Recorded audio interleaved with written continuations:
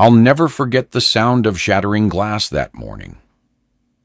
The morning I realized the woman I'd married had been planning to take everything from me all along.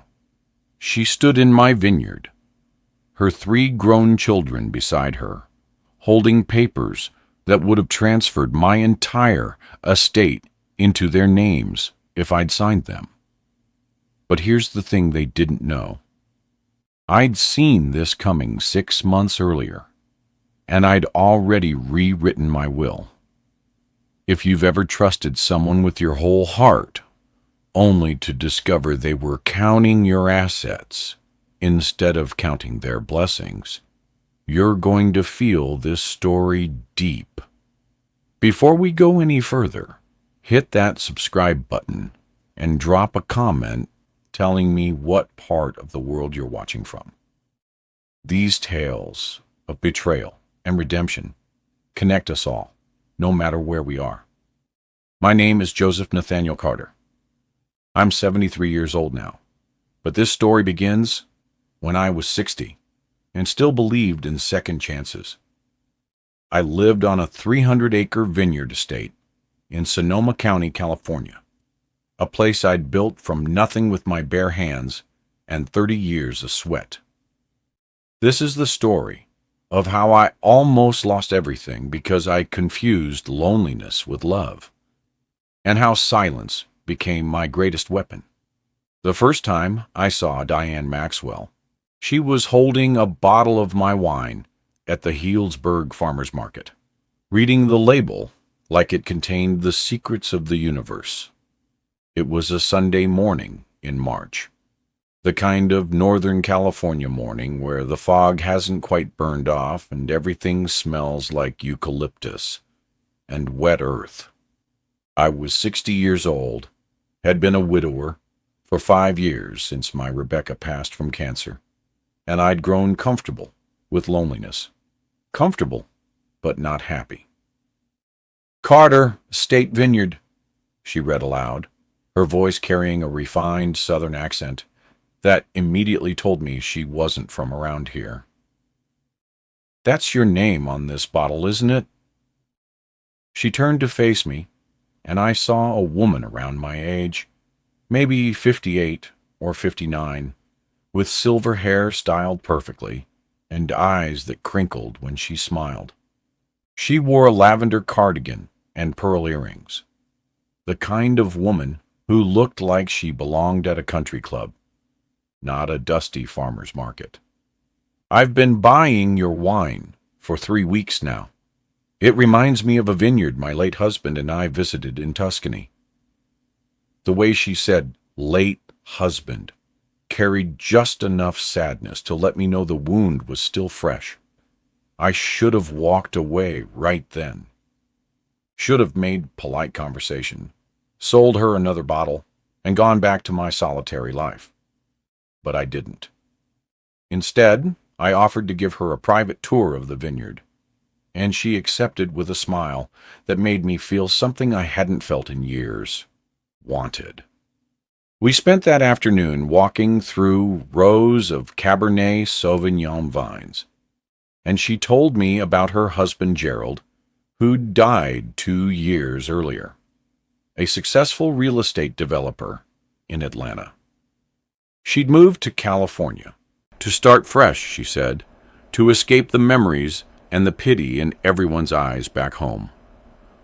I told her about Rebecca, about how cancer had taken her slowly, giving us time to say goodbye, but making every moment an agony of watching her fade. By the time the sun was setting, painting the hills gold and purple, I'd asked for her phone number, and she'd written it on my palm with a pen from her purse.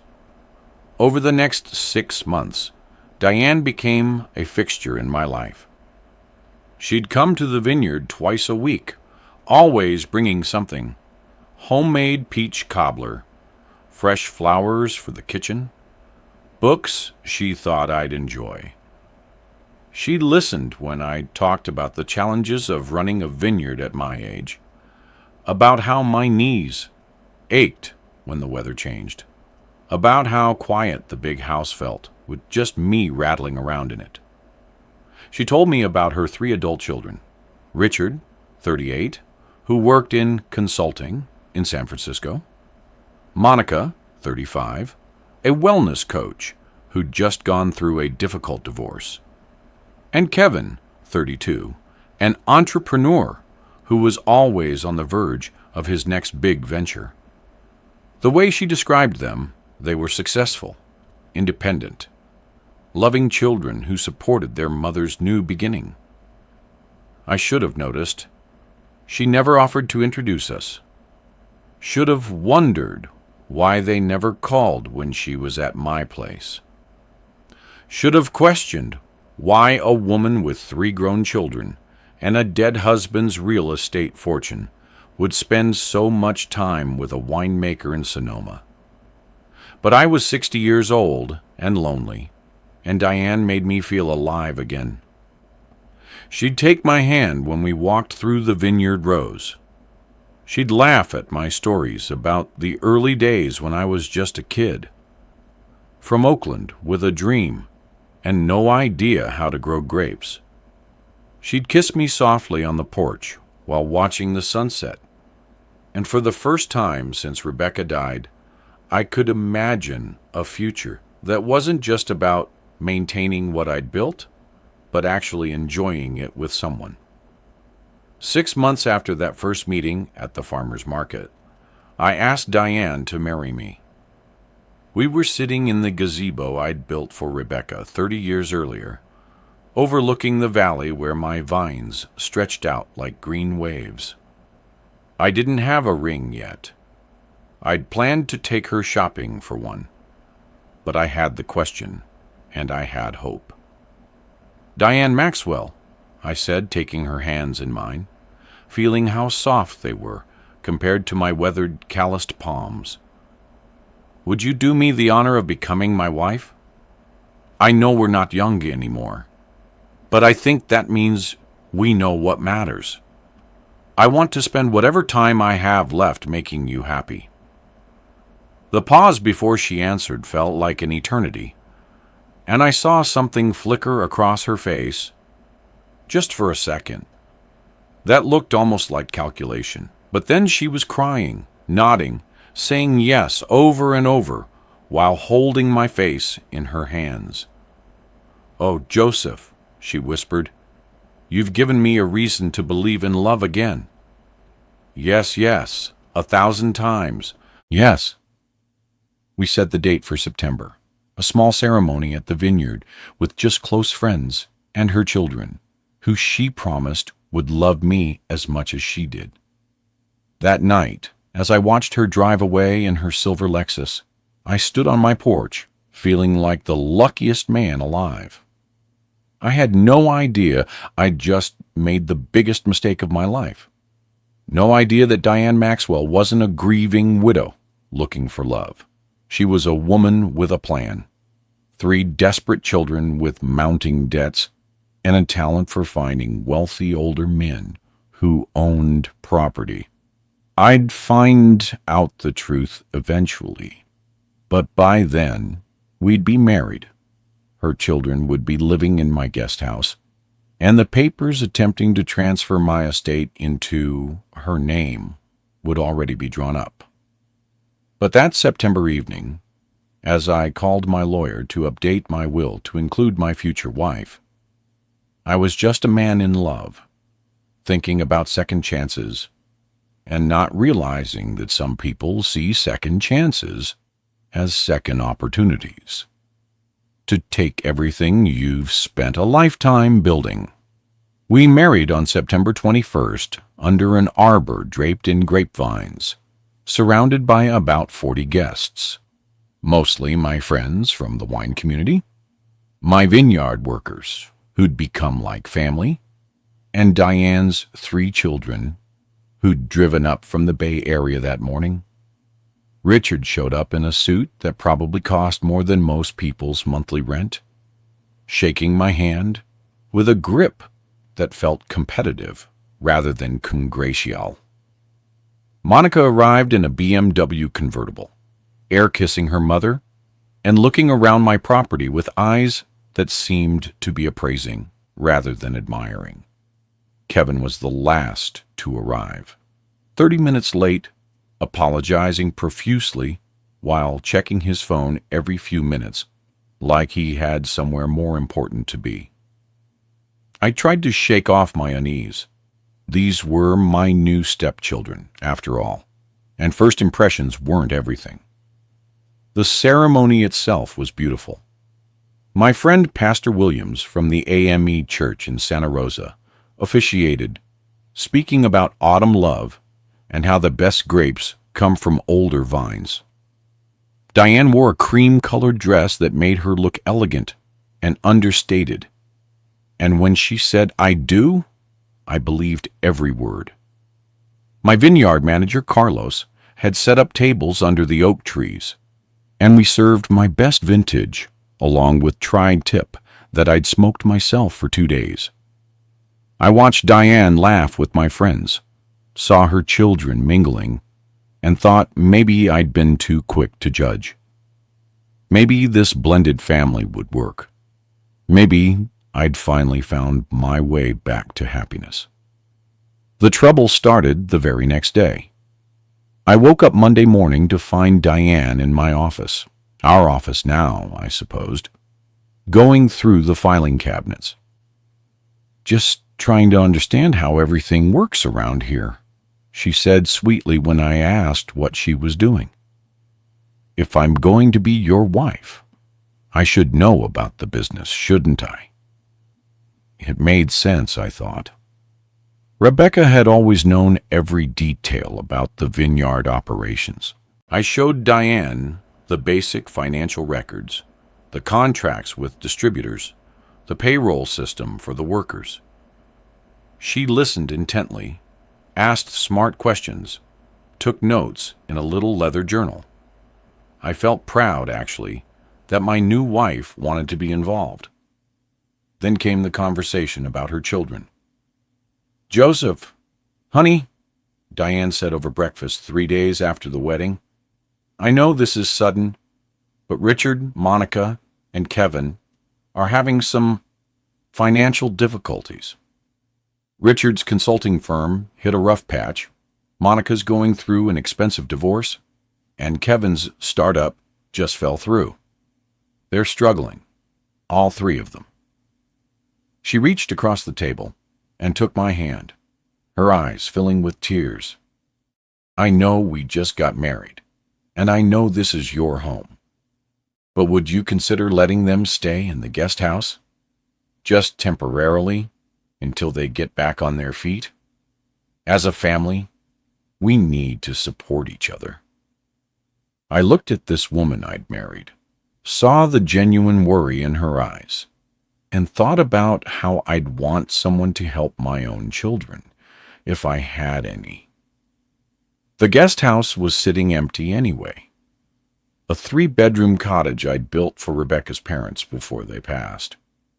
What harm could it do? "Of course," I said. "Family helps family.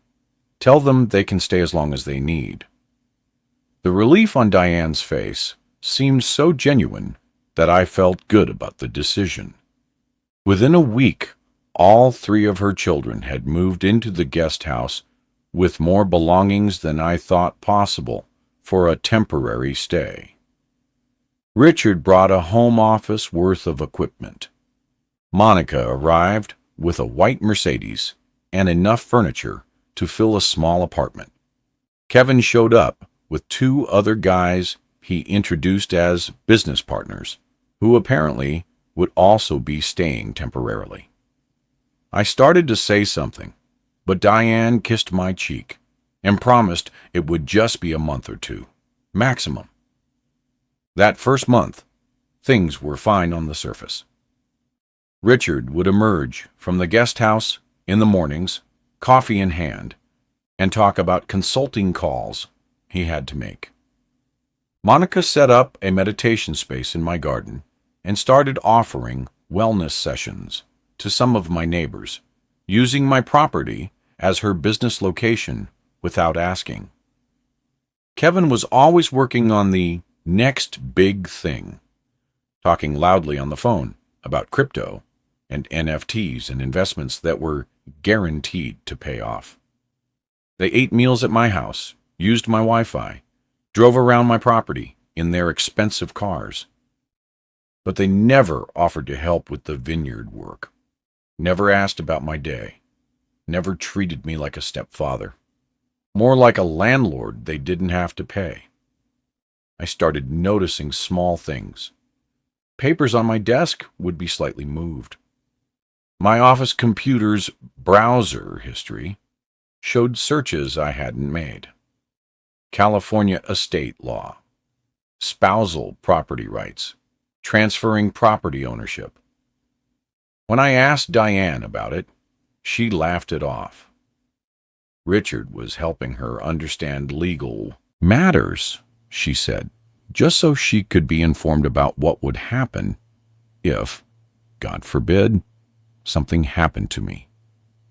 We're not young anymore, Joseph, she said. It's responsible to think about these things. And because I loved her, because I wanted to trust her, I pushed down the growing knot of suspicion in my gut. I told myself I was being paranoid, that the solitary years had made me too protective of my independence. I tried to be the husband Diane deserved, the stepfather her children needed. But late at night, lying in the bed I used to share with Rebecca, I'd hear Diane on the phone in the bathroom, speaking in hushed tones. I'd catch fragments. Just needs more time. And he wants everything's in place. And he trusts me completely. When I'd ask who she was talking to, she'd say it was Monica, having another crisis about the divorce. I'd nod and turn over, but sleep wouldn't come easy anymore. The vineyard that had always felt like my sanctuary was starting to feel like something else. Like a trap slowly closing around me. And I was the one who'd walked into it willingly, blinded by loneliness and the desire to believe in love one more time. If you've ever had that feeling deep in your bones that something's wrong, but talked yourself out of it because admitting it would mean admitting you made a terrible mistake, you know exactly what I'm describing. That feeling became my constant companion as autumn turned to winter and Diane's temporary house guests showed no signs of leaving. Christmas came cold that year, and with it came Diane's first serious push. We were sitting in the living room on December 23rd, a fire crackling in the stone fireplace I'd built with my own hands 40 years ago, when she brought out a folder of documents. "Sweetheart," she said, settling next to me on the couch with that smile that had first attracted me at the farmer's market, "I've been thinking about our future, about protecting both of us." She opened the folder, and I saw legal documents, dense with terminology I didn't fully understand.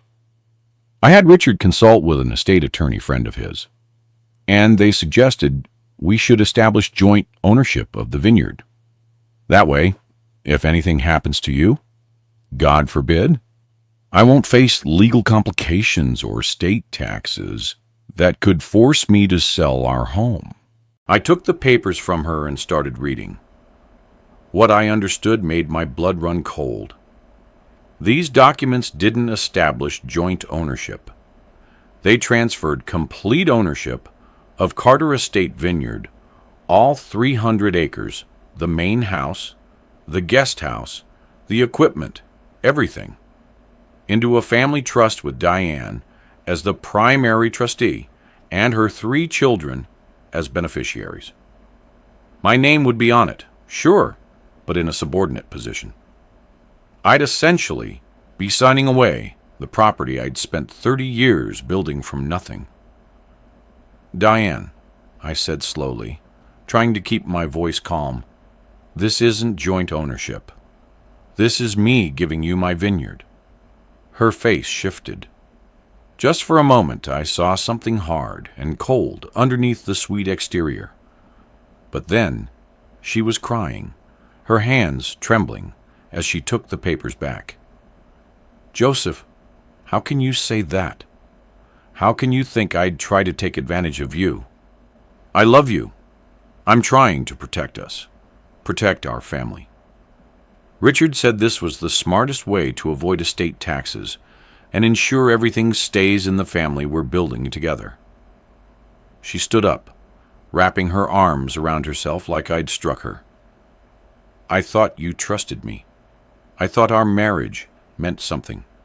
But clearly, you still see me as an outsider, someone who's just after your money." I felt like the worst kind of man. Here was my wife, trying to plan for our future, and I was treating her like a gold digger. "I'm sorry," I said, reaching for her.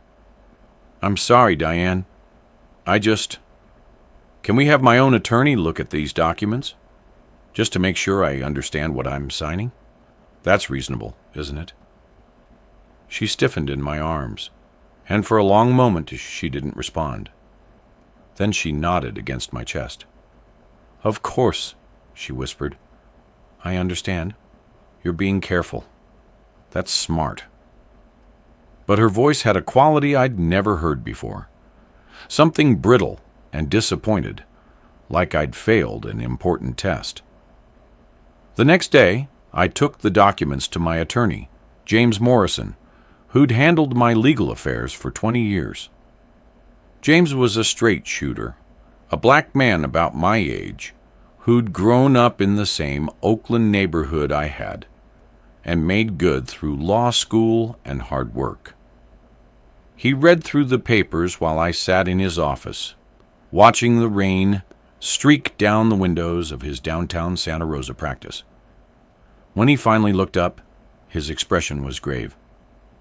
"Joseph, my friend, you cannot sign these documents, not as they're written. This isn't estate planning. This is a complete transfer of ownership. If you sign this, Diane and her children own your vineyard. You become, essentially, a tenant in your own home." He leaned back in his leather chair and steepled his fingers. "Tell me, honestly, how well do you know this woman you married? How well do you know her children?" The question hit me like a punch to the gut, because the answer was, not well at all. I knew the story Diane had told me about her dead husband, her successful children, her desire for a fresh start. But I'd never met any of her friends from Atlanta. Never spoken to anyone who'd known her before she came to California. Never even seen a photo album from her previous life. "I know she makes me feel less lonely," I said quietly. "I know that before her, I was just going through the motions, waiting to die. She gave me something to live for again." James nodded slowly, but his eyes held pity. "Joseph, I'm going to tell you something, and I need you to really hear me. I'm going to do some research on Diane Maxwell and her children. Give me a week. Don't sign anything. Don't promise anything. And for God's sake, don't make any major financial decisions until we talk again." I left James's office feeling sick to my stomach. When I got home, Diane was in the kitchen with Monica, the two of them cooking dinner together and laughing like everything was perfect. "How did it go with your attorney?" Diane asked brightly, and I saw Monica's eyes flick toward me with sharp interest. "He wants to review the documents more carefully," I said. "Make sure everything's proper." The temperature in the room seemed to drop 10 degrees. Diane's smile didn't waver, but it looked painted on now. "Of course," she said, "we want everything done right." That night at dinner, with Diane, her 3 children, and Kevin's 2 business partners, all crowded around my table, eating food bought with my money, I felt like a stranger in my own home. The week waiting for James's call was one of the longest of my life. I started paying closer attention to everything around me. I noticed that Richard spent his days on the phone, but never seemed to actually work. I observed that Monica's wellness coaching involved a lot of rich, older women coming to my property, but no actual certifications or training that I could see. I watched Kevin and his friends work on business plans that always seemed to require just a bit more investment capital. And I saw how Diane had slowly, methodically, started changing things in my house. Rebecca's photos got moved to less prominent places. The furniture got rearranged. The pantry got reorganized. It was subtle, but it was happening. My home was becoming her home, and I was becoming a guest in it. James called on January 2nd, the day after New Year's. "Come to my office," he said. "And Joseph, come alone. Don't tell Diane where you're going." The tone of his voice told me everything I needed to know. Whatever he'd found, it was bad. I told Diane I was meeting a distributor in town and drove to James's office through cold winter rain that matched my mood perfectly. What he showed me that day would change everything. Sitting in manila folders on his desk was the real story of Diane Maxwell, and it was nothing like the fairy tale she'd sold me. If you've ever discovered that your entire relationship was built on lies, that the person you loved never existed except as a character in a con, you know the particular kind of heartbreak I'm describing. It's not just losing love, it's losing your ability to trust your own judgment. And I was about to learn that lesson in the hardest way possible. James Morrison spread the folders across his desk like a prosecutor laying out evidence, and what I saw in those pages made me feel like a fool. "Her name isn't Diane Maxwell," James said quietly. "It's Diane Cunningham. She was married to Gerald Maxwell. That part's true. But he didn't die 2 years ago from a heart attack like she told you. He died 6 months ago. And before he died, he'd filed for divorce and a restraining order." James slid a court document across the desk, and I read about a man who'd discovered his wife of 15 years had been systematically stealing from him, forging his signature on documents, and planning to have him declared mentally incompetent so she could control his assets. "Gerald Maxwell died before the divorce was finalized," James continued, "but not before he changed his will. Diane got nothing except a small cash settlement, maybe $50,000. Everything else went to his children from his first marriage." James pulled out more documents. "Those 3 kids she brought to your wedding? Richard filed for bankruptcy 8 months ago. Monica's not going through a divorce. She's been married and divorced 3 times, each time to a wealthy older man, and each time she walked away with settlement money that she burned through within a year. Kevin has 2 felony fraud charges in Georgia that got pleaded down to misdemeanors. These aren't successful, temporarily struggling adults. These are professional grifters, and their mother taught them everything they know." I felt my hands shaking as I looked through the papers. There were newspaper articles about a real estate scam in Atlanta, where Diane had convinced elderly homeowners to sign over their deeds. There were court records showing she'd been sued multiple times by former romantic partners. There was even a police report from a man in Napa, just 1 county over from me, who'd met Diane at a wine tasting 3 years ago, dated her for 6 months, proposed, and then discovered she'd stolen $20,000 from his account and disappeared. "She's done this before," I said, my voice barely a whisper. "She's done this exact thing before." "At least 4 times that I can document," James confirmed. "She finds wealthy, lonely, older men, usually widowers, usually isolated. She becomes exactly what they need: companion, lover, caretaker. She moves fast, marries within 6 to 8 months, then begins the process of transferring assets. Sometimes she's successful, sometimes she's caught, but she always moves on to the next mark." He looked at me with genuine sympathy. "Joseph, the papers she asked you to sign would have given her complete control of your estate. Once you signed, she could have sold the vineyard, transferred the money offshore, and been gone before you realized what happened. You and her children would have been long gone." The room felt like it was spinning. Every moment with Diane replayed in my mind with new context. The way she'd approached me at the farmer's market, calculated. The stories about her dead husband, lies. Her children's temporary financial troubles, permanent character flaws. Her interest in my business operations, reconnaissance. That flicker I'd seen in her eyes when I proposed. Not calculation, but victory. "What do I do?" I asked James. "I married her. She's living in my house. Her children are on my property. How do I get them out without putting myself in danger?" James leaned forward.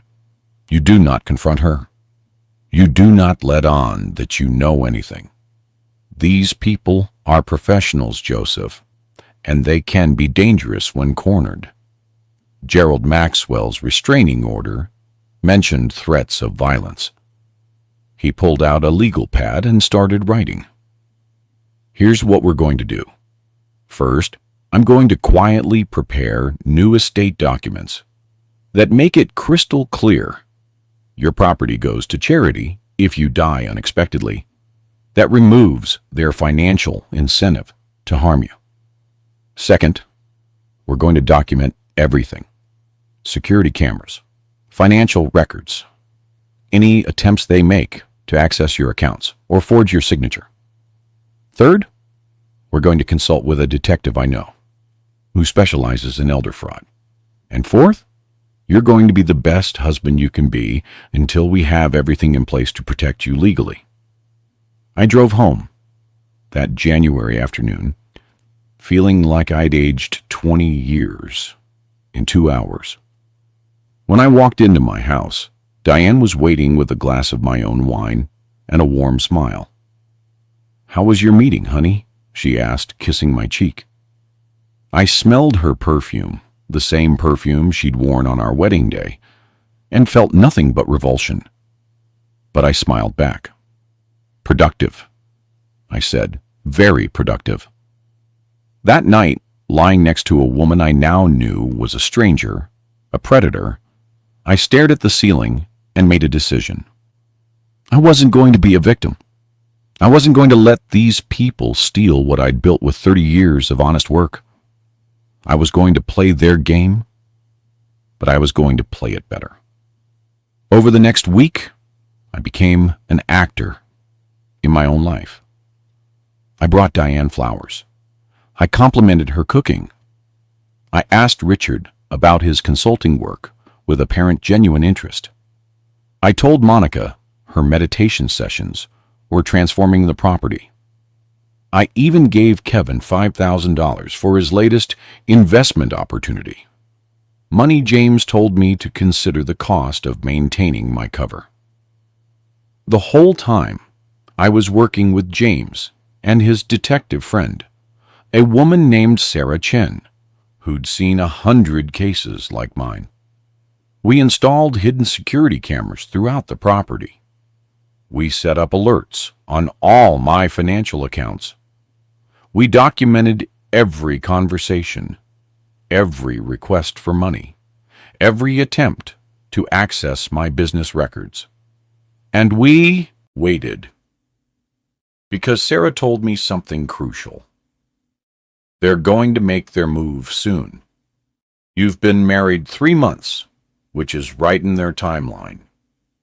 Diane's probably getting pressure from her kids. They're living rent-free, but they want payoff. Watch for a crisis. They'll manufacture some emergency that requires you to sign something quickly, or access cash, or make a major financial decision while you're emotional and not thinking clearly. She was right. The crisis came on a Tuesday morning in late January, and it came exactly the way Sarah predicted.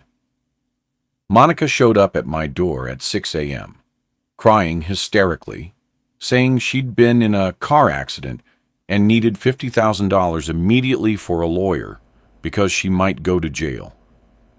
It was all theater. We later proved the accident never happened, but it was the beginning of their endgame. And it was the beginning of mine. Because while they were planning to take everything from me, I was planning something they'd never see coming. I was planning to let them think they'd won, right up until the moment I pulled the rug out from under them and showed them what happens when you underestimate a man who's spent his whole life turning dirt into wine. You don't survive in the wine business for 30 years without learning patience, without learning that the best revenge, like the best vintage, takes time to develop properly. I was about to teach Diane and her children a lesson they'd never forget, and I was going to enjoy every minute of it. Monica's performance that January morning deserved an Academy Award. She stood in my kitchen, mascara running down her face, hands shaking as she held her phone like it was a bomb about to explode. "Joseph, I need your help," she sobbed, and I saw Diane rush in from the bedroom, her face a perfect mask of maternal concern. "What happened, baby?" Diane asked, wrapping her arms around her daughter. Monica explained through gasps and tears. She'd been in a car accident last night, hit a man on a motorcycle, and he was in critical condition. Her lawyer said she needed $50,000 immediately for a retainer, or she'd be arrested for vehicular assault. "I don't have that kind of money," Monica wailed. "The divorce took everything." "Please, Joseph, I know it's a lot to ask, but you're family now. I'll pay you back. I swear." I looked at these two women, both watching me with expressions of desperate hope, and I knew from the security footage Sarah had shown me that Monica's car hadn't left the guest house driveway last night. There was no accident, no lawyer, no crisis, just another scene in their carefully scripted con. But I played my part. "Of course," I said, my voice full of concern. "Family helps family. I'll write you a check right now." The relief on their faces was instantaneous. Diane hugged me tight. "You're such a good man, Joseph. Such a blessing to our family." I went to my office, wrote the check, and handed it to Monica, who clutched it like a lifeline. What they didn't know was that check would never clear.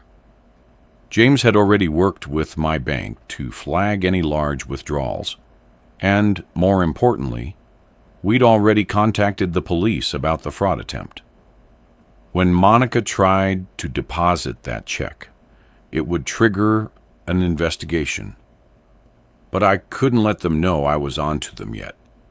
We needed more evidence, more documentation of their pattern. So I played the concerned stepfather, made coffee for Monica, listened to more details of her fictional accident, and assured her everything would be fine. That evening, Richard came to the main house with more documents. "Joseph, I've been working with that estate attorney again.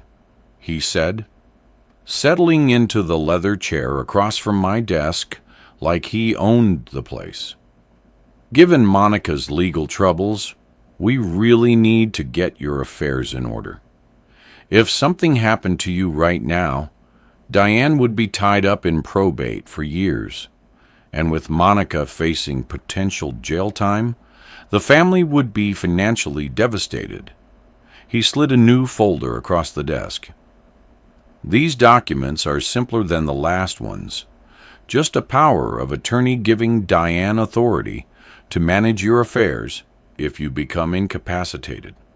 Standard stuff for married couples. I looked at the papers, recognizing the same trap in different packaging. A power of attorney would let Diane access every account, sell every asset, make every financial decision in my name. Let me have my attorney review these, I said calmly. Richard's jaw tightened. With all due respect, Joseph, your attorney is costing you money every time you ask him to review routine documents. This is standard language. My mother should have this protection. I met his eyes and saw barely contained frustration. I wasn't following the script, wasn't rolling over like their previous marks. Nevertheless, I said, I want James to look at them. I'm sure you understand. The atmosphere in the house changed after that. Diane became cooler, more distant. Her children started making comments about my paranoia and my inability to trust family.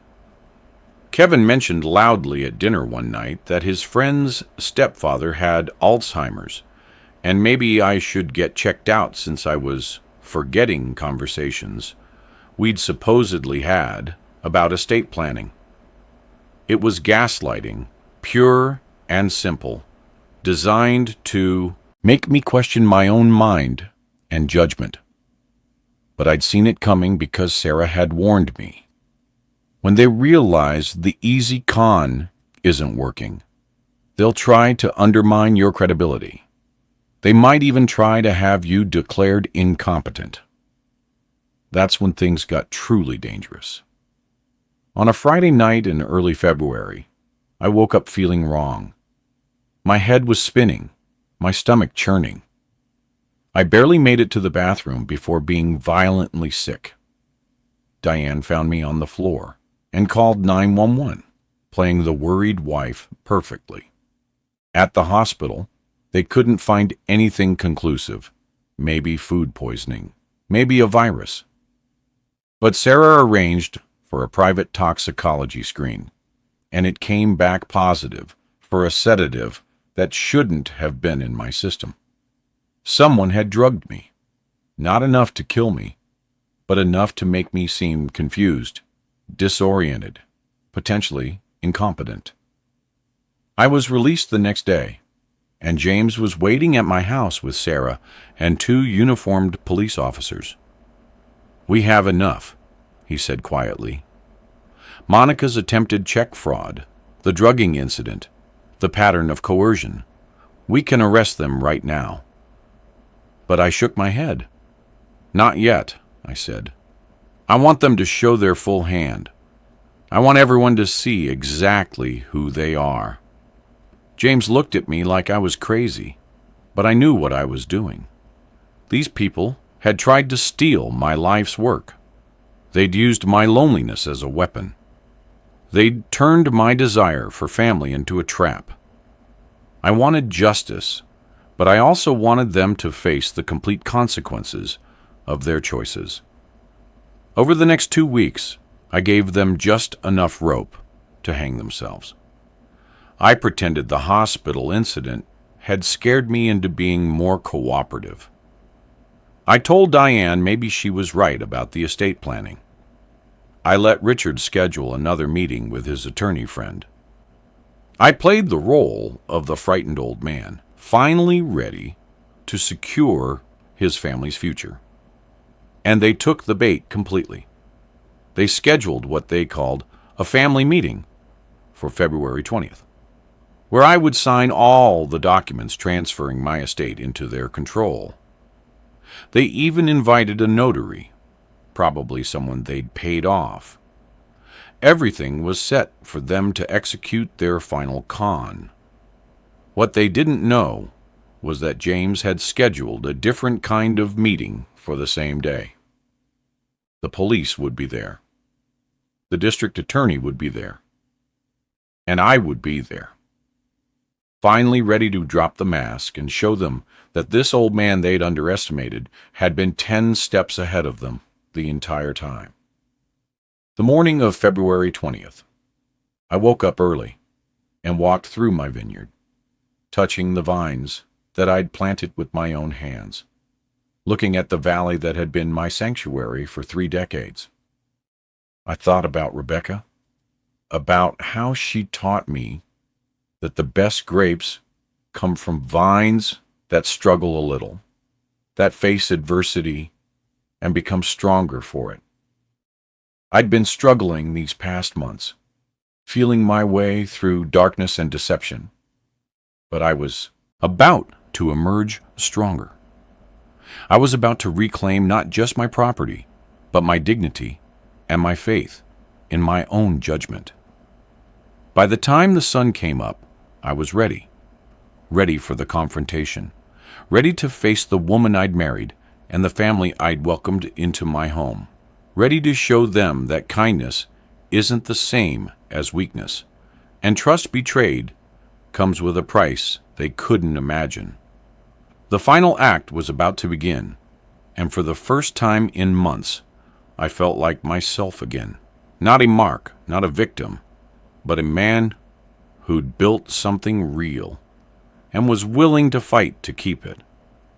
If you've ever had to stand up to people who thought they could manipulate you, who mistook your goodness for stupidity, you know the particular kind of strength it takes.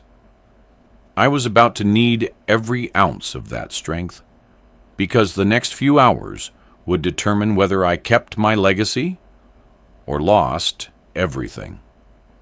The morning of February 20th started like they'd planned it. Richard knocked on my door at 9 a.m., dressed in a suit, carrying his leather briefcase full of fraudulent documents. "Big day, Joseph," he said with that salesman's smile that I now recognized as pure predator. "Ready to finally get your estate in order?" I nodded, playing my part, and followed him to my own dining room where they'd set up their stage. Monica was already there, looking recovered from her legal troubles, the case that never existed. Kevin sat at the table with his laptop open, probably ready to transfer money the moment I signed. And Diane, my wife of 5 months, stood by the window in a cream-colored dress, looking serene and confident. "Where's the notary?" I asked, and Richard checked his watch. "She'll be here at 9:30. Should we review the documents while we wait?" He spread papers across my dining room table, the same table where Rebecca and I had celebrated 30 anniversaries, where we'd hosted harvest dinners for our workers, where we'd planned our dreams. Now it was covered with lies, typed in legal language. Power of attorney, property transfer, trust documents. Every single page designed to steal everything I'd built. "This is a lot," I said, picking up the papers with hands I made tremble slightly. "Maybe we should wait for my attorney." The temperature in the room dropped. Diane turned from the window, her face losing its serene mask. "Joseph, we've been through this. Your attorney's just trying to run up billable hours. These are standard documents." Richard's smile got tighter. "We've been patient with your paranoia, but this is getting ridiculous. Do you trust your wife or not?" Monica chimed in, her voice dripping with fake concern. "Are you feeling okay, Joseph? You seemed so confused at the hospital. Maybe we should have a doctor here, too, just to make sure you're thinking clearly." There it was, the threat. "Sign the papers or we'll have you declared incompetent." I was about to respond when I heard vehicles pulling up outside. Multiple vehicles. That must be the notary, Richard said, standing up to look out the window. But his face went pale. Who are all these people? Through the window, I could see James Morrison getting out of his car, followed by Sarah Chen, 2 police officers, and a woman in a business suit who I knew was the assistant district attorney. Those people, I said, and my voice wasn't trembling anymore, wasn't playing weak and confused, are here for you. I stood up, and for the first time in months, I let them see who I really was. Not the lonely old man they'd targeted, but the man who'd built a 300-acre vineyard from nothing, who'd survived discrimination and setbacks and failures that would have broken weaker people. Diane, I said, looking at the woman I'd married. Or should I call you by your real name? Diane Cunningham? Did you really think I wouldn't find out about Gerald Maxwell? About the restraining order? About the 4 other men you've conned exactly the way you tried to con me? Diane's face went white. Richard moved toward the door but stopped when he saw the police officers coming up the walkway. Monica started crying. Real tears this time, not the performance art she'd perfected. Joseph, what are you talking about? Diane tried, her voice shaking. I don't understand. We're family. I picked up the folder James had given me and threw it on the table, papers spilling out, court records, police reports, news articles. I know everything. I've known for 6 weeks. Every conversation we've had since January. I was gathering evidence. Every document you asked me to sign, I was building a case. That check I wrote Monica for her fake accident? It triggered a fraud investigation. The food you drugged me with? We have toxicology reports. The property transfer papers you're holding right now? They're evidence of attempted grand larceny and elder abuse. James Morrison entered the house with the police and the district attorney, and suddenly, my dining room looked like a crime scene, which I suppose it was. Diane Cunningham, the assistant DA said, you're under arrest for elder fraud, attempted grand larceny, and conspiracy to commit theft. Richard Cunningham, Monica Peterson, Kevin Cunningham, you're all under arrest as accomplices. The officers began reading them their rights, and I watched as the family that had tried to destroy me finally showed their true faces. Richard lunged toward me, screaming that I'd regret this, until an officer restrained him. Monica collapsed in a chair, begging them to understand she was just following her mother's orders. Kevin tried to run out the back, but was caught in the garden. And Diane just looked at me with pure hatred. All the sweetness, all the gentle southern charm, all the tears and vulnerability. It was gone, replaced by something cold and reptilian. You stupid old man, she hissed as they handcuffed her. You would have died alone anyway. All I did was give you a few months of feeling wanted. Was it worth it? Was protecting your precious vineyard worth dying alone? Her words were meant to hurt, to make me doubt, but I felt nothing but pity. I'd rather die alone and honest, I said, than live surrounded by liars. They led her out in handcuffs, along with her children, and suddenly my house was quiet again. James put a hand on my shoulder.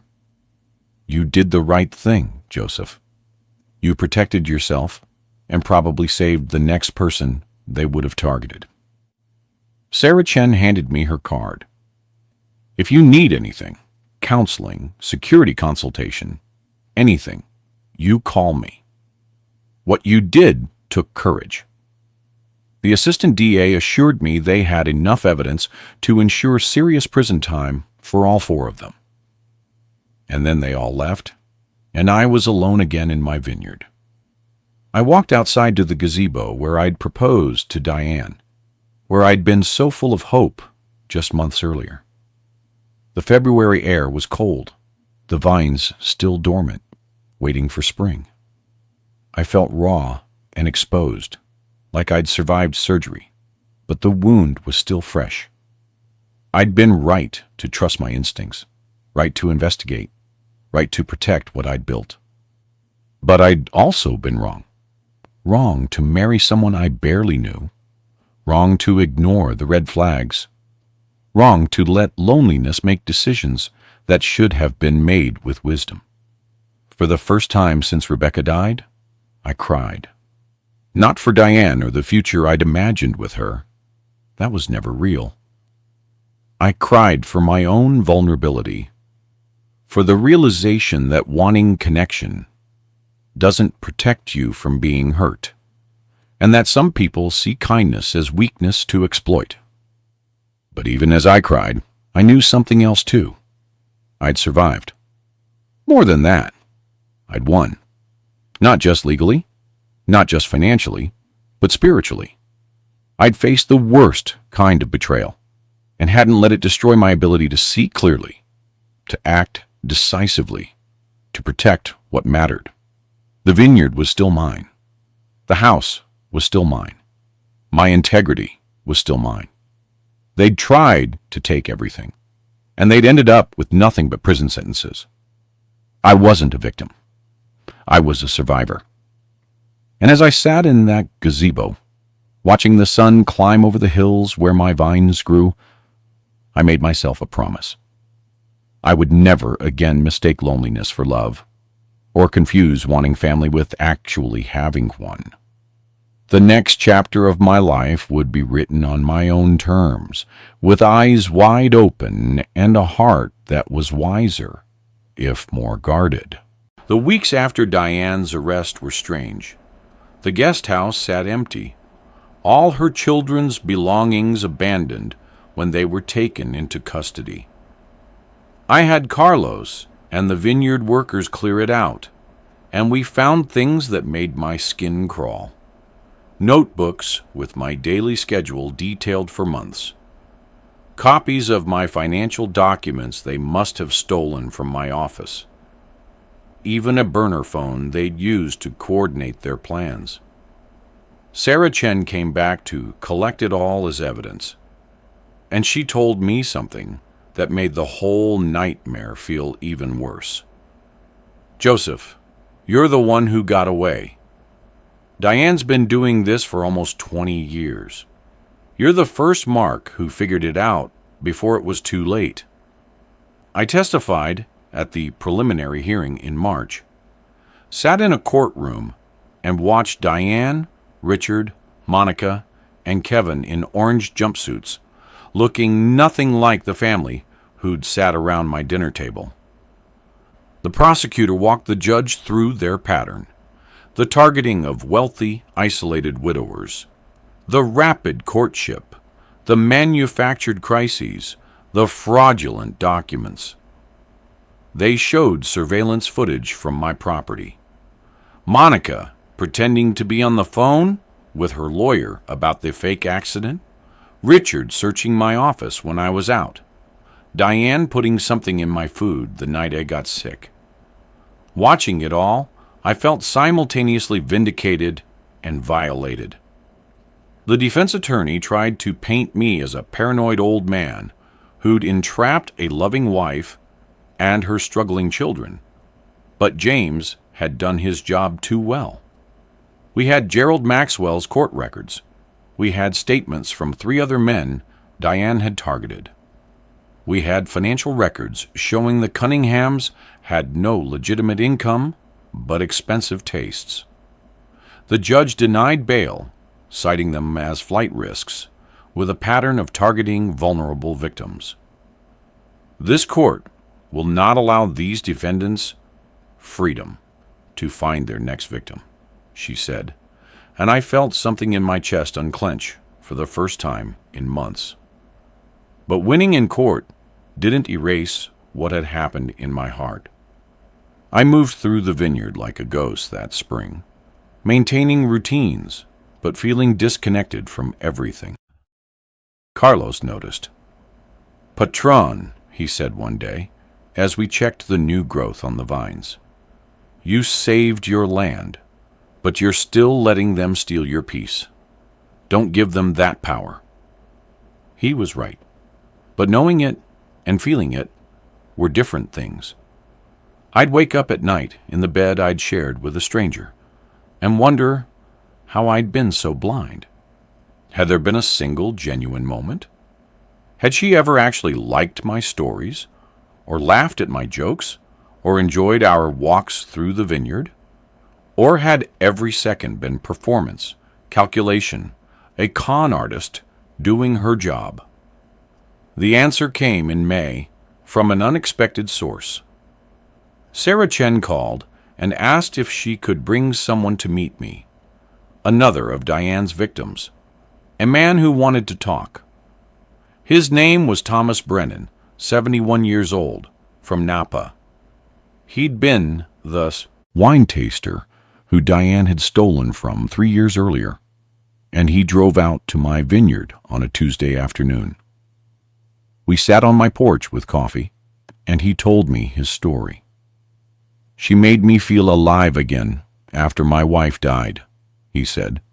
"Everything she did was perfect, perfectly calculated to make me fall in love with her.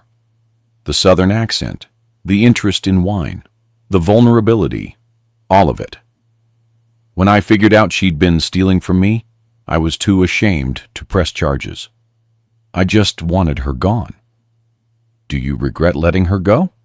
I asked, and Thomas shook his head. "I regret falling for it, but pressing charges wouldn't have fixed what was broken in me, the loneliness that made me vulnerable. That's the wound that needed healing, not the legal case." He looked at my vineyard, the vines heavy with new growth. "You did something I didn't have the courage to do. You fought back. You protected the next person. But don't let fighting back become your whole identity, Joseph. Don't let her take more than she already has."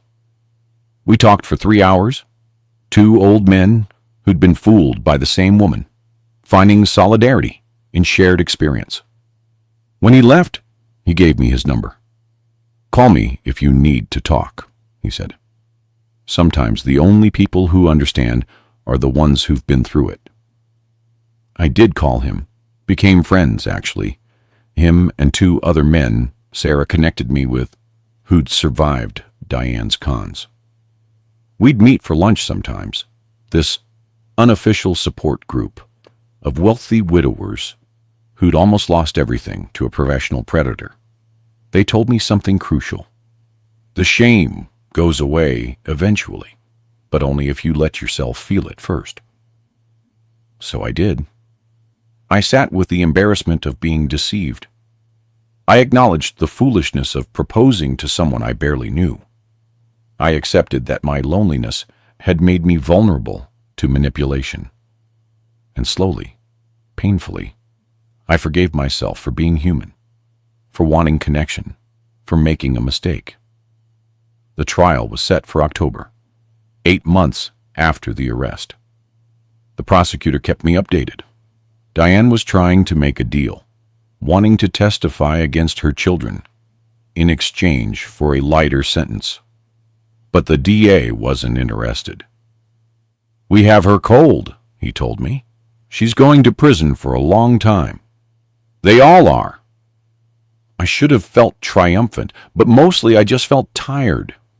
The legal process was exhausting, and every hearing, every deposition, every preparation meeting meant reliving the whole nightmare. My friends tried to help. Pastor Williams visited regularly. Carlos made sure I ate properly. Even the wine distributors I'd worked with for decades reached out with support. But the real healing came from an unexpected place. In September, a month before the trial, I got a letter from someone I'd never heard of. Rebecca's sister, Linda, who lived in Oregon. Rebecca and Linda had been estranged. Some family drama from years before I met Rebecca, and I'd only met Linda once, at our wedding. But Linda had seen news coverage of the trial and reached out. "Dear Joseph," the letter began, "I know we don't know each other well, but I remember how my sister loved you. She would be so proud of how you protected yourself and the vineyard you built together. I was wrong to stay away after she passed. If you're willing, I'd like to come visit and talk about Rebecca, about family, about not letting fear of being hurt keep us from connecting with people." I wrote back, and Linda came to visit in late September. She was 68, a retired teacher, still sharp and funny, and carrying Rebecca's eyes. We spent 3 days together, and she told me stories about Rebecca's childhood that I'd never heard, showed me photos I'd never seen. "Rebecca would kick your ass for marrying someone you barely knew," Linda said bluntly over dinner one night. But she'd also understand. She'd understand being lonely, being scared of dying alone, wanting to believe in love one more time. Having Rebecca's sister there, someone who knew my late wife and could speak to what she would think, felt like getting Rebecca's permission to forgive myself. "You know what Rebecca told me at your wedding?" Linda asked. She said, "I married a man who builds things, not just with his hands, but with his heart. He builds community, builds relationships, builds beauty out of dirt and sun and time." Don't let what Diane did make you stop building, Joseph. Don't let her turn you into someone who walls himself off completely. Those words hit me like lightning. I had been walling myself off, using the betrayal as an excuse to retreat from connection completely. But that wasn't protecting myself. It was letting Diane win in a different way. She'd tried to steal my property and failed. I couldn't let her steal my capacity for trust too. The night before the trial, I stood in the vineyard at sunset, looking at the vines heavy with grapes, ready for harvest. In 2 weeks, we'd bring in the crop and start the process of turning fruit into wine. The same process I'd been doing for 30 years.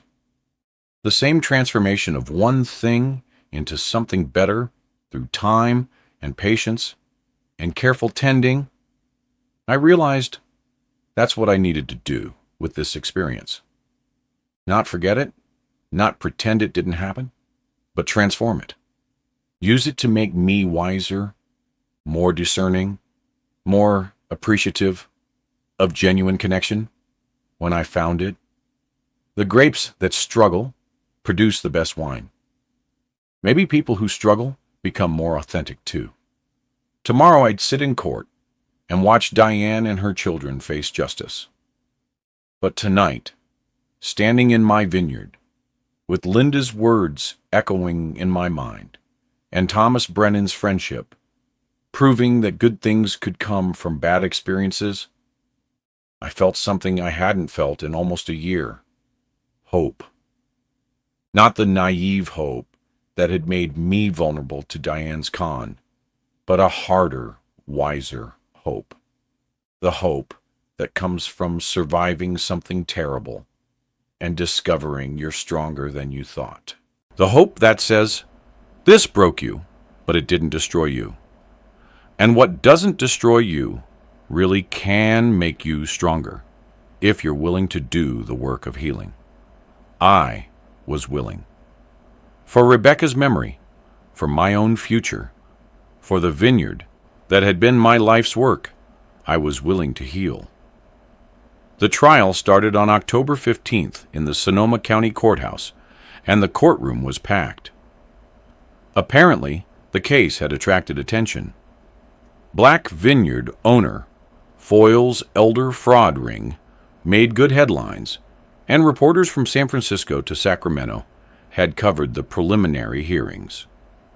I sat in the front row with James Morrison on one side and Sarah Chen on the other, watching as they brought Diane and her children in. 10 months had changed them.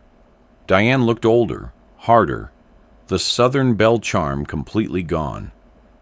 Richard had gained weight, his expensive suit replaced with an ill-fitting public defender's blazer. Monica's perfect hair and makeup were gone. Kevin looked like he'd been crying. The prosecutor, a young woman named Jennifer Huang, was methodical and devastating. She started with the pattern. Ladies and gentlemen of the jury, this case is about a family business, but not the kind most families run. The Cunninghams' business was identifying wealthy, lonely men, gaining their trust, and stealing their life savings. And they were good at their business. Very good. She put up a timeline showing 7 victims over 18 years, and I realized I was actually number 8, not number 5 like we'd originally thought. 3 more men had come forward after the arrest, too ashamed to have reported it before. The parade of witnesses was brutal to watch. Gerald Maxwell's children testified about watching their father fall under Diane's spell, about the fights they'd had when they tried to warn him, about finding forged documents after his death. Thomas Brennan took the stand and described in painful detail how Diane had isolated him from his own children, convincing him they just wanted his money while she was the only one who truly loved him.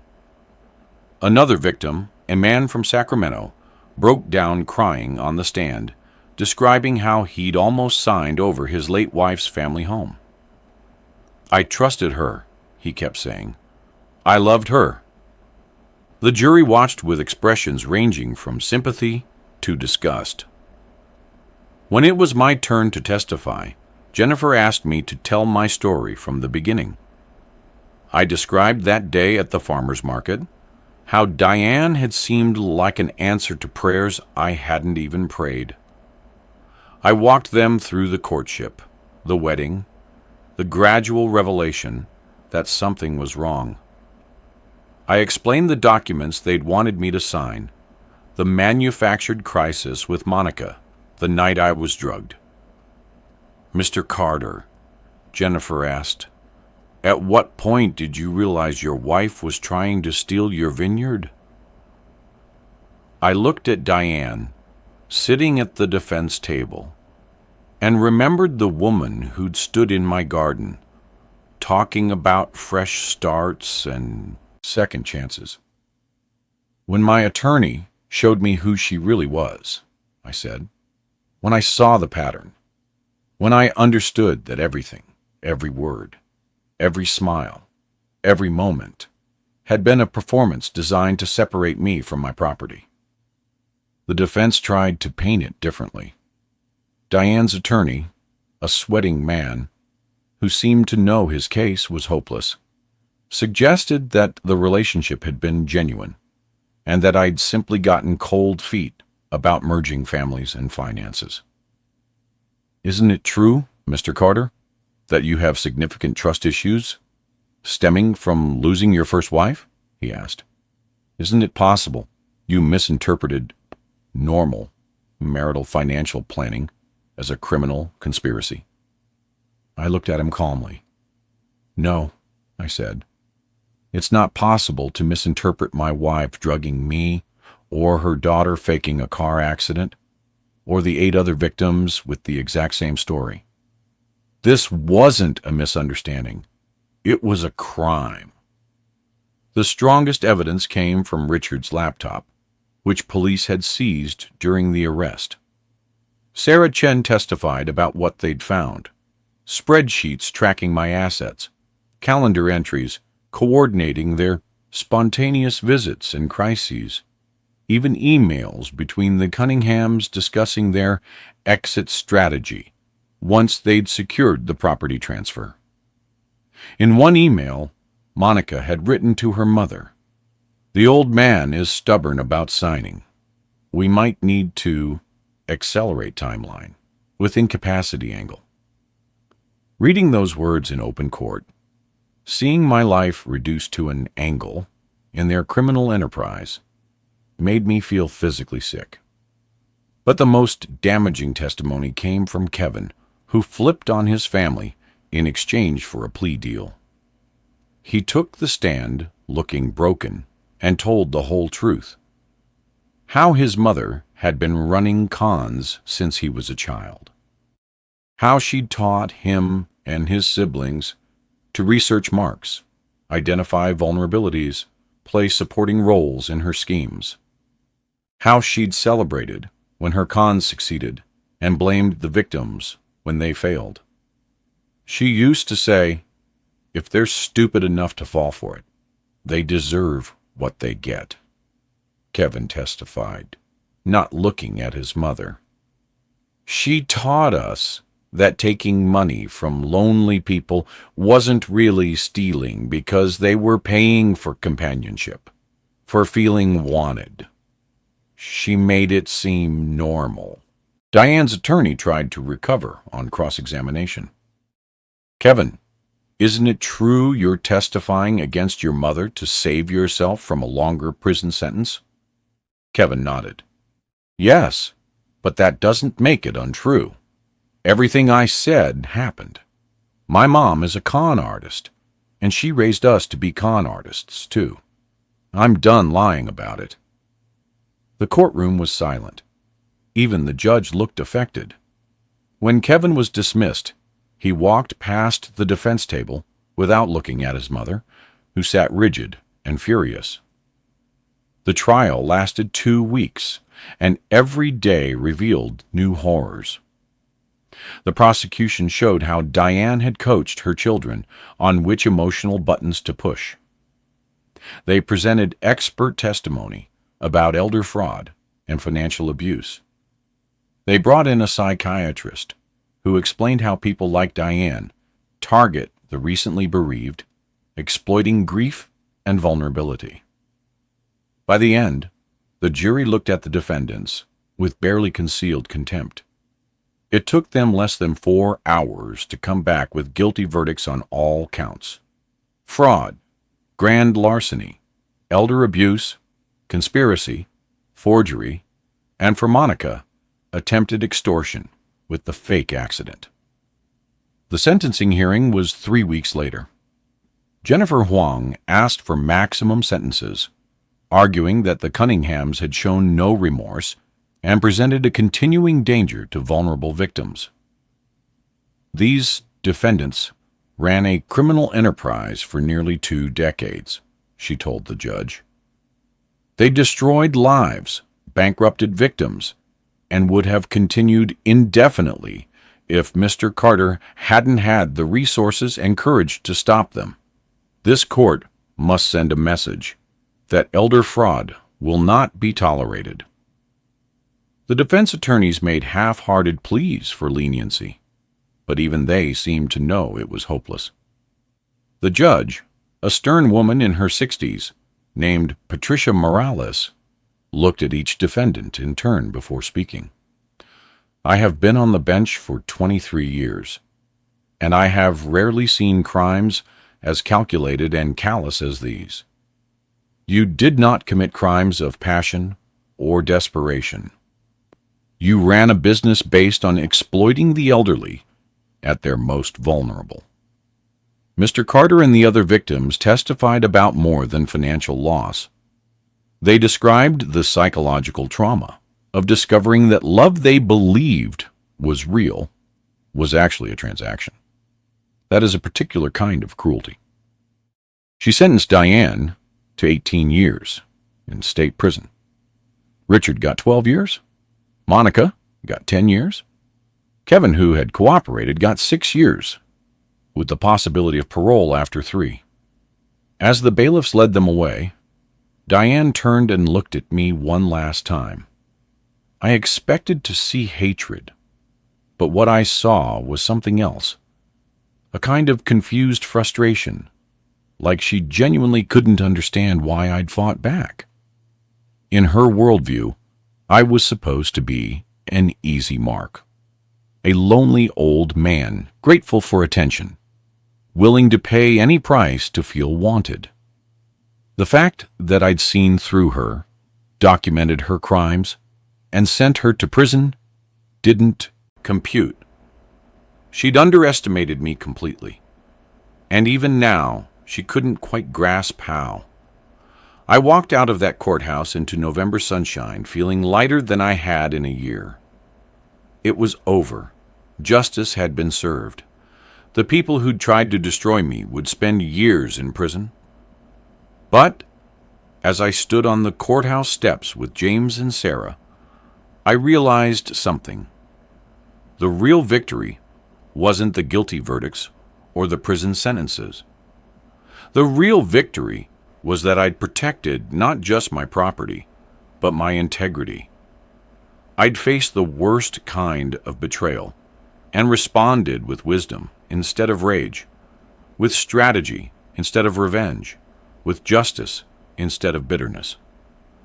Diane and her children had tried to steal my life's work, but in the end, all they'd stolen was time, and they'd paid for that theft with their freedom. The months after the trial were strange. The vineyard entered winter dormancy, the vines bare and dark against gray skies, and I felt like I was in a parallel dormancy, alive but not quite growing, present but not quite engaged. The legal nightmare was over, but the emotional aftermath lingered like fog that wouldn't burn off. I'd wake up at night sometimes, reaching for someone who was never really there, mourning a relationship that had never existed. Grief is strange when you're grieving something that was never real.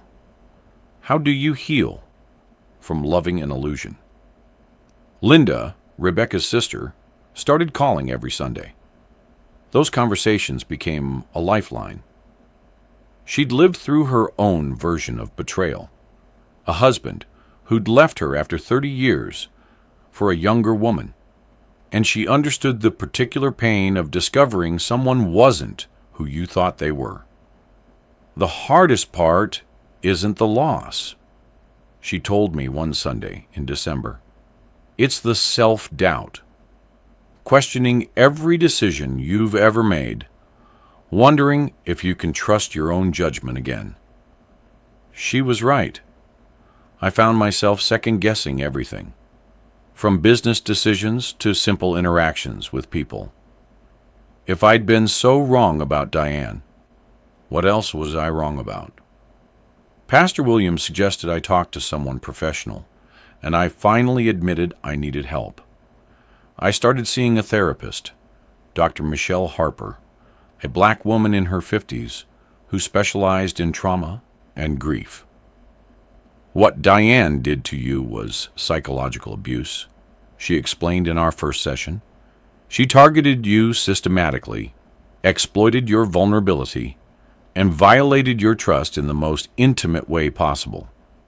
That's not something you just get over. It requires real therapeutic work.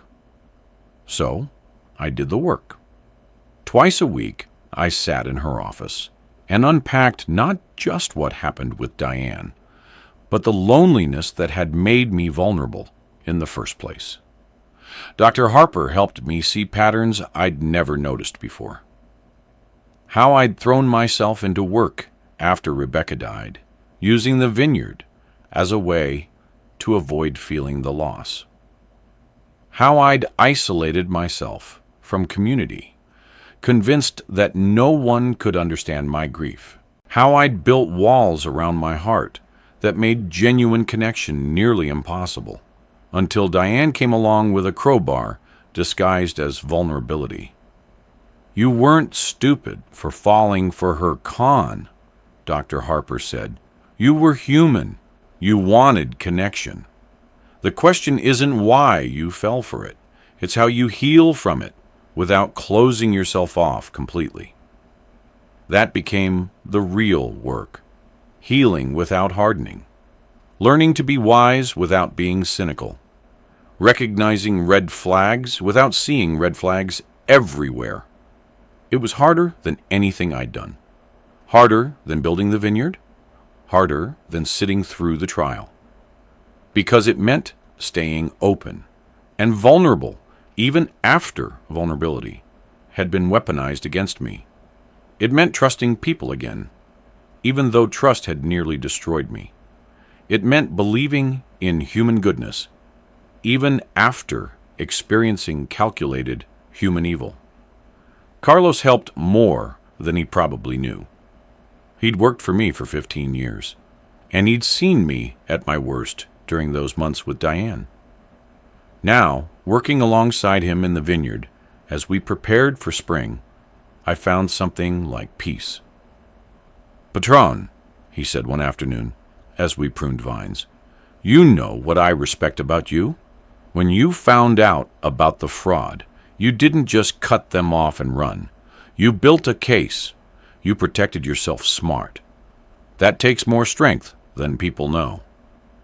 His words meant something because Carlos had his own history with betrayal, a business partner who'd stolen from him years ago, and he'd rebuilt too. The vineyard itself became part of my healing.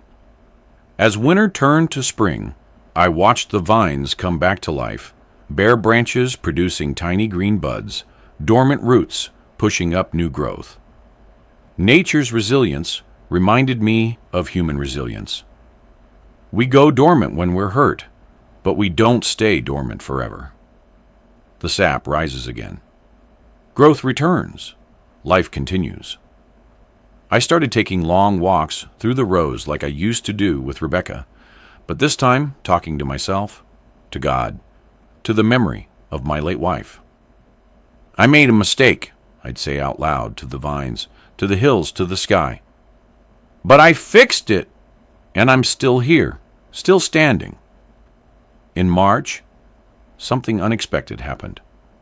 I got a letter from Monica, Diane's daughter, now serving her sentence at a women's correctional facility in Central California.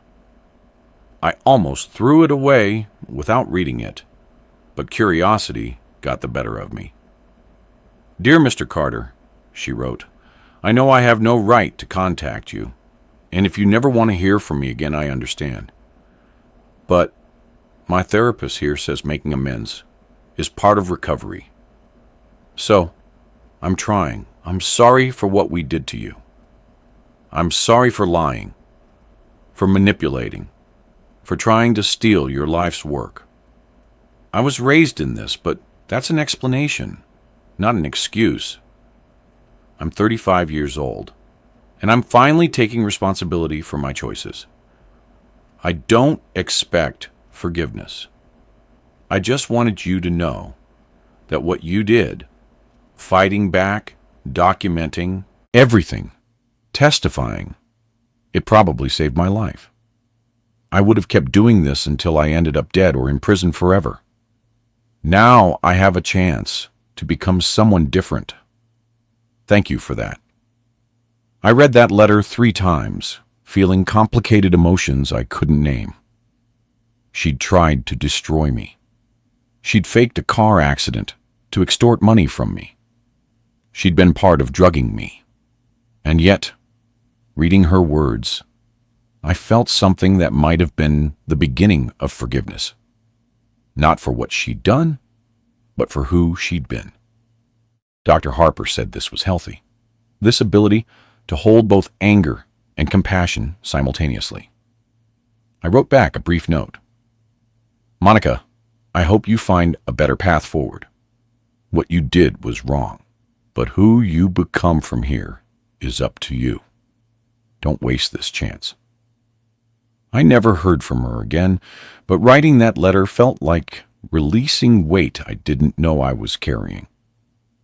April brought an unexpected visitor, Thomas Bradon, the Napa winemaker, who'd been another of Diane's victims. He called and asked if he could come by with someone he wanted me to meet. They arrived on a Saturday afternoon, Thomas and a woman about our age named Patricia, who he introduced as his girlfriend. We met at a support group for fraud victims, Thomas explained, laughing. Turns out surviving a con artist makes for a pretty good first date conversation. Patricia had been scammed by a different predator, lost most of her savings, and rebuilt her life through sheer determination. The three of us spent the afternoon sharing stories, and I realized something. I wasn't alone. There was a whole community of survivors, people who'd been targeted and had chosen to rebuild rather than retreat. "You know what's wild?" Patricia said, as we sat on my porch, drinking wine from Thomas's vineyard. "These experiences can actually make us better at recognizing genuine connection. Not more suspicious, better. Because we know what fake looks like now. We know the difference between someone who wants to know us and someone who wants to use us." Her words hit me hard because I'd been so afraid that Diane's betrayal had broken my ability to connect. But maybe it had actually refined it. Maybe surviving her con had given me better tools for recognizing authenticity. By late spring, I realized I'd turned a corner. The vineyard was thriving. The best growth I'd seen in years. My therapy sessions were helping me process not just the fraud, but the deeper grief I'd been avoiding. My friendship with Linda, Thomas, and Patricia was showing me that meaningful connection was still possible. And I was sleeping through the night again, not waking up in fear or anger or confusion. I still had work to do, still had healing ahead, but I was doing it. I was becoming someone new, not the naive widower who'd been targeted, not the broken victim who'd been betrayed, but a man who'd survived, who'd fought back, and who was learning to trust again on wiser terms. One evening in May, as I walked through my vineyard at sunset, I thought about what Pastor Williams had said months ago. "Joseph, the question isn't whether you'll trust again. It's whether you'll trust wisely." I was learning what that meant. It meant listening to my instincts. It meant taking time to really know people. It meant understanding that openness doesn't mean absence of boundaries.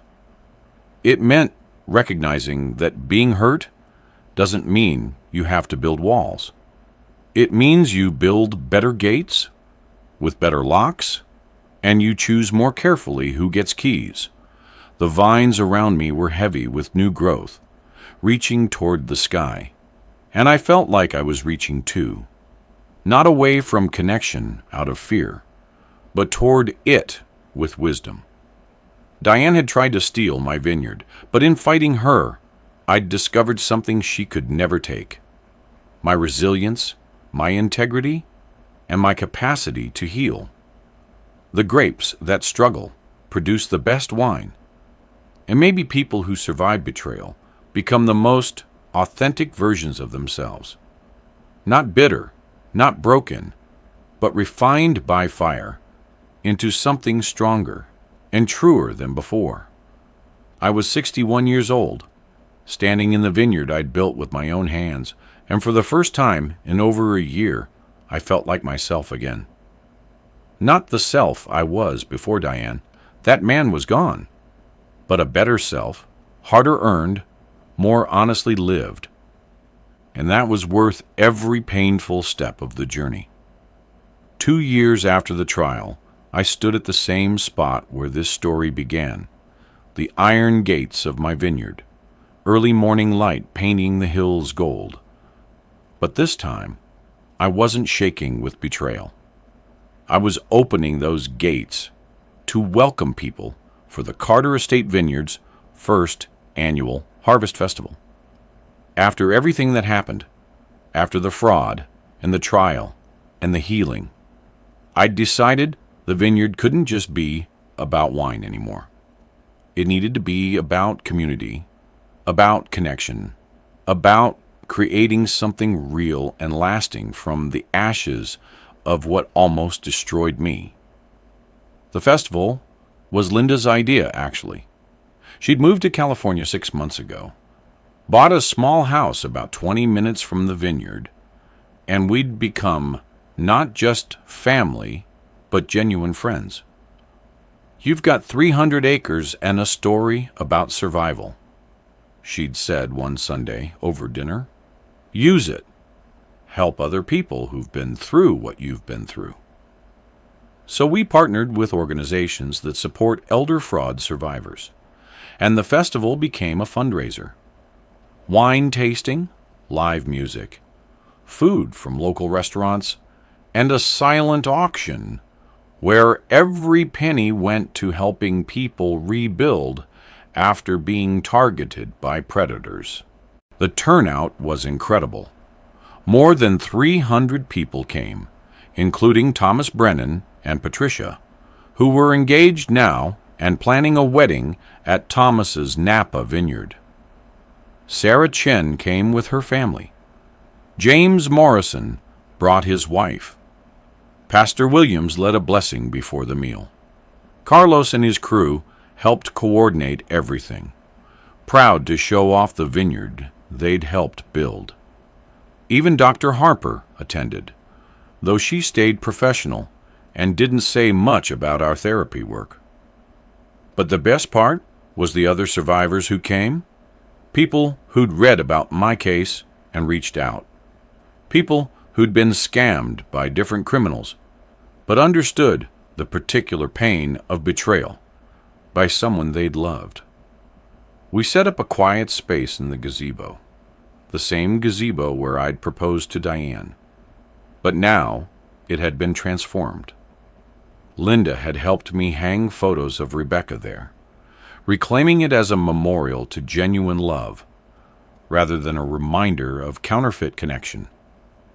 Throughout the afternoon, I saw survivors sitting there, some alone, some in small groups, talking and crying, and finding solidarity. One woman, maybe 75 years old, grabbed my hand as I walked by. "Thank you for fighting back," she said. "I was too ashamed to press charges against the man who scammed me. But hearing your story gave me courage to warn others. You turned your pain into protection for people like us."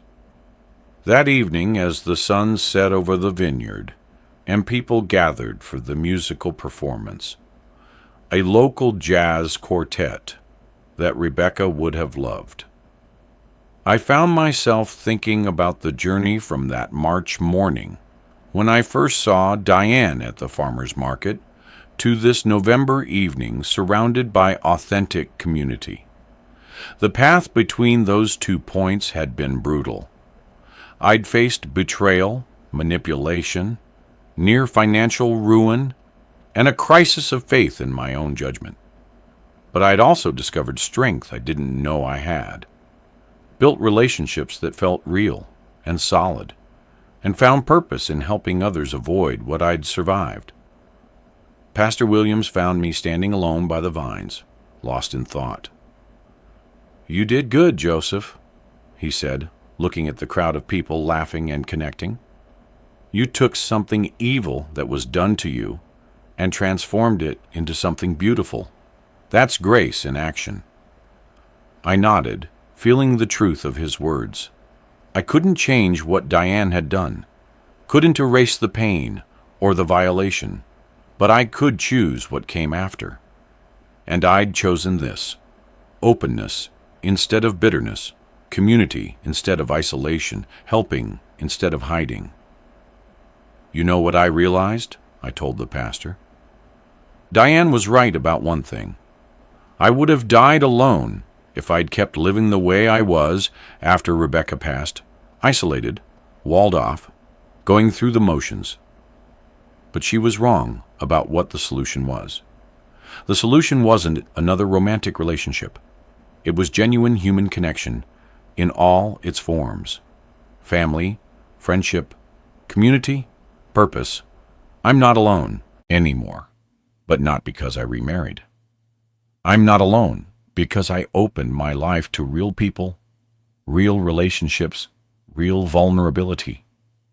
As if to prove my point, Linda appeared with a plate of food she'd made me try.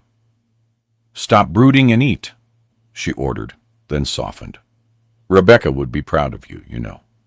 Not just for protecting the vineyard, but for becoming more yourself in the process. More open, more connected, more willing to let people in." She was right. The man standing here today wasn't the same man who'd been targeted by Diane. That man had been lonely and defensive, using his vineyard as a shield. This man knew the difference between solitude and isolation, between wisdom and fear, between protection and prison. The festival went late into the night, and as people left, many of them stopped to thank me. Not just for the event, but for the example. One man, maybe 65, grabbed both my hands and said, "My wife died 3 years ago, and I've been so scared of ending up like you almost did, that I haven't let anyone in at all. But seeing this, seeing what you've built, I realize closing myself off isn't protection. It's just another kind of loss." We talked for half an hour about grief and vulnerability, and the courage it takes to stay open after being hurt. By the time he left, we'd exchanged numbers, and I'd invited him to the survivors support group that had formed from the festival connections. Cleaning up that night, Carlos and I worked in comfortable silence, picking up wine glasses and folding chairs. "Patron," he finally said, "you remember 2 years ago when you came back from the trial? You looked like a man who'd survived a war. Tonight you look like a man who's won the peace." His words made me pause, made me really consider what peace meant. It wasn't the absence of conflict. I still had anger sometimes about what Diane had done, still had moments of doubt and fear. But I also had this, a vineyard full of people who genuinely cared about each other, a community built on authentic connection, a purpose beyond just maintaining what I'd built. A month after the festival, I got a call from the prison. Diane was requesting a meeting as part of her rehabilitation program. My immediate response was no. I never wanted to see her again. But Dr. Harper encouraged me to at least consider it. "You don't owe her anything," she said. "But sometimes facing your abuser on your own terms, in a controlled environment, can be empowering. Only you can decide if that's what you need." I thought about it for 2 weeks, talked to Linda, to Thomas, to Pastor Williams, and finally decided yes. I would meet with her, not for her benefit, but for mine, to close that chapter completely. The prison meeting room was cold and institutional. Diane looked older than her years now, her hair completely gray, lines around her eyes that hadn't been there before.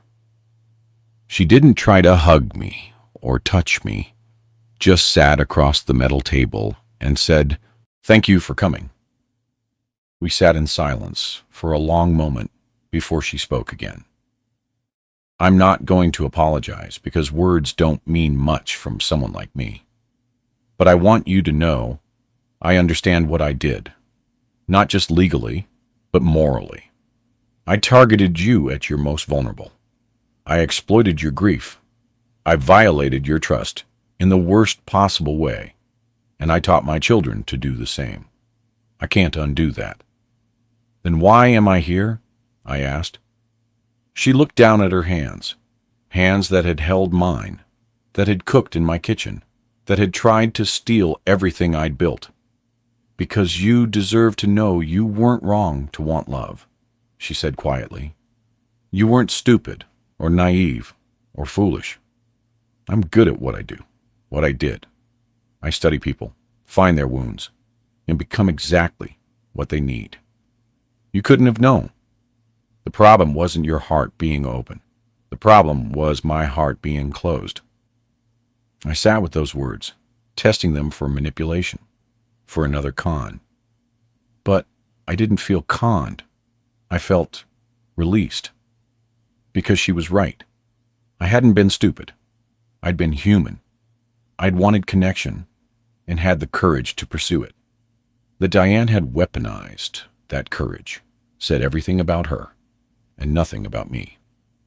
I hope you find something real in here, I told her. I hope you discover what authentic connection feels like and recognize what you missed by spending your life manipulating people.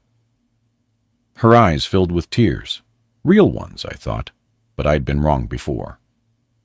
I hope so, too, she said. I walked out of that prison and didn't look back. Didn't need to. That chapter was closed. Diane would spend the next 15 years behind bars, and I would spend them living the life I'd reclaimed. As I drove back to the vineyard, past the rolling hills covered in winter vines, I thought about transformation, about how grapes become wine through crushing in time and careful tending, about how people become their best selves through similar processes, through pressure that breaks them down, through time that allows healing, through careful tending of their own growth. The Carter Estate Vineyard isn't just mine anymore. It's become a community space, hosting the Survivors Group monthly, running the Harvest Festival annually, welcoming people who need to remember that beauty can grow from betrayal. Linda lives in the guest house now, the same guest house where Diane's children lived while plotting to steal from me. But Linda fills it with laughter and family photos and genuine warmth, erasing those darker memories with better ones. The vineyard produces wine, yes, but it also produces connection, healing, and hope. I'm 63 now, and I know I won't live forever. But when I die, this place will continue. I've set up a foundation that ensures the vineyard will always be both a working farm and a community resource. Part of the profits go to supporting fraud survivors. The Harvest Festival will continue annually. The support groups will have a permanent home here. Diane tried to steal my legacy, but instead, she helped me clarify it. My legacy isn't just wine or land. It's proof that betrayal doesn't have to destroy you, that vulnerability isn't weakness, and that real love for family, for community, for purpose is worth every risk. If you're watching this from somewhere in the world where you've been hurt, where someone took advantage of your trust, where you're wondering if you can ever open your heart again, I want you to know something. The answer is yes. You can heal. You can grow.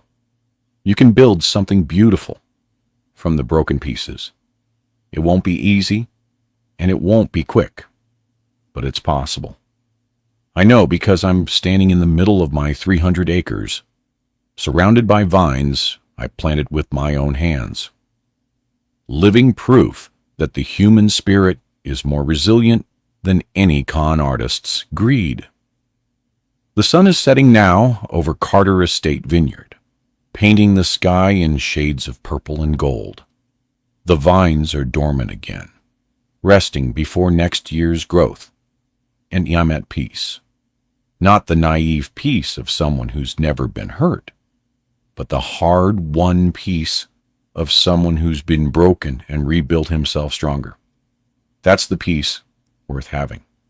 That's the legacy worth leaving. That's the story worth sharing. Thank you for listening. If this story touched you, hit that subscribe button and comment where you're watching from.